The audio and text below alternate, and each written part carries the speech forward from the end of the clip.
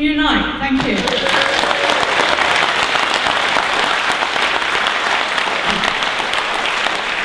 Thanks, Joanne, and good evening, sisters and brothers, comrades and friends. I'm absolutely delighted to be here to bring a message of solidarity from Unite's executive to the Coalition of Resistance, but also what a personal privilege it is for me to once again share a platform with my political hero, Tony Benn. A man who has been a shining beacon all of his life of integrity and decency and honesty. A man who has demonstrated a determination to fight against injustice wherever it rears its head. And that's the spirit that exists within the Coalition of Resistance.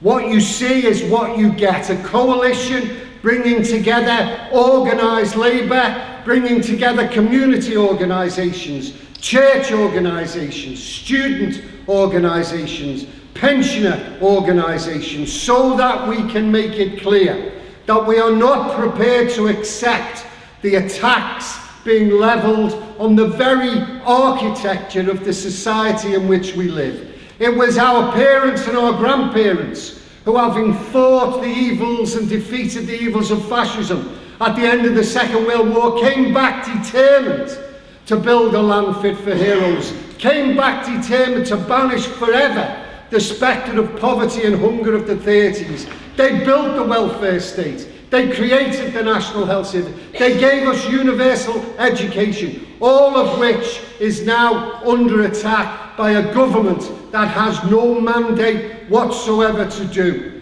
The reality of the attack on our health service is a disgrace. Our health service is currently being privatised in front of our very eyes. And that's why we must resist in any way we possibly can. Industrial action, and I'll say more about that in a minute, but also civil disobedience. When I called for civil disobedience a couple of months ago, you'd have swore I'd asked for a nuclear attack on Westminster.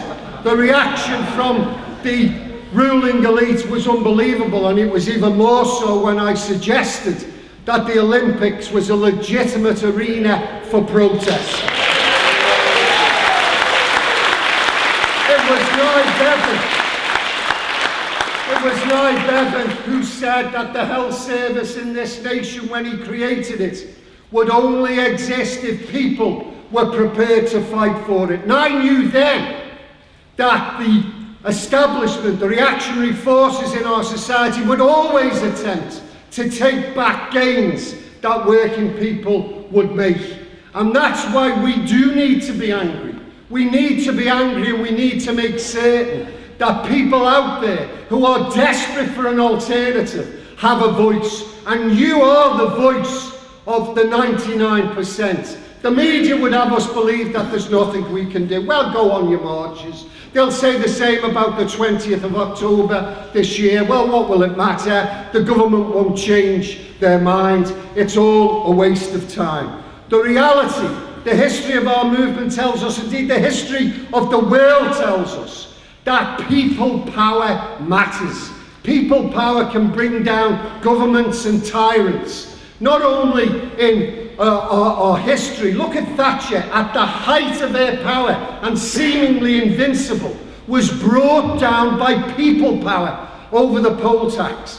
Look at the Middle East and the Arab Spring. Look at what, and I'm delighted to share this platform with our comrades from Greece as well, who are at the forefront of the fight against this austerity. And look what they're building. Look at the reaction that we've had from the French people who are looking for an alternative. And no wonder the current austerity programme delivers nothing but fear and despair. 1 million of our young people at the moment in this nation of ours facing a bleak future. The same right across Europe. It was quite interesting. Just 8 weeks ago, the leader of Deutsche Bank, the epicenter of capitalism in Europe, warned that we are sitting on a powder keg that can go off at any moment. He knows that young people throughout Europe are not prepared to once again be a forgotten generation. And that's why this coalition represents hope, gives people an opportunity to see that there is another way. That great demonstration, people say to me, are trade unions still relevant? Well, last year on the 26th of March, the trade union movement organised the largest demonstration in its history. That's how relevant we were there. Three quarters of a million people on the streets of London, and tens of thousands of them, maybe even more than that, not trade unionists, but recognising that it is the trade union movement who are leading the opposition. I'm delighted, and I send my congratulations to the doctors and our solidarity support on Thursday, because here's the truth. Whenever workers are in dispute, whenever we're fighting, we are all linked together, because austerity impacts not just on public sector workers, but on private sector workers as well. Bosses feel confident that they could take us on. The construction bosses this year tried to take on Unite by dismantling our national agreements, and because we stood shoulder to shoulder, because we linked the unofficial rank and file movement with the official side of the union, we defeated them and they collapsed like a pack of cards.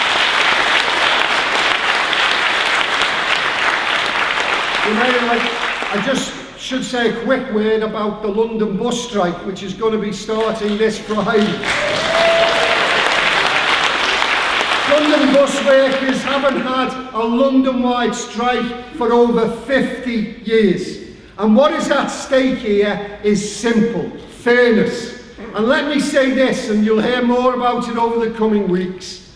Boris Johnson is engaging in the same tactics, and he'll make the same mistake that Cameron did during the oil tankers dispute. You'll recall the absolute panic that they caused, and it was revealed by none other than Charles Moore, the ex-editor of the Daily Telegraph, that the Tories were looking for their miners' moment to take down Unite, and they used the people to do that.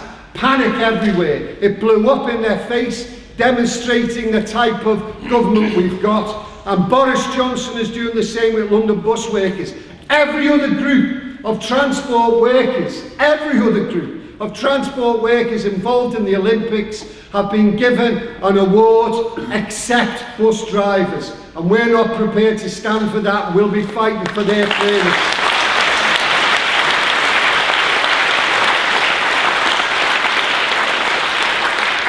Sisters and brothers, I don't want to take up too much time, but you know, a message that I'm trying to give wherever I go throughout the country is don't despair. Don't let the media debilitate us. Believe in our values of decency, fairness, equality and justice.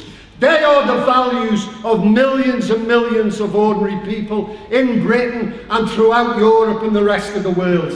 My experience, indeed all of our experience, tells us that when working people are united, nothing can defeat us. And to quote that great revolutionary poet Percy Bysshe Shelley, when he said to us, "Rise like lions out of slumber, in unvanquishable number. Shake to earns your chains like dew, which in sleep have fallen on you.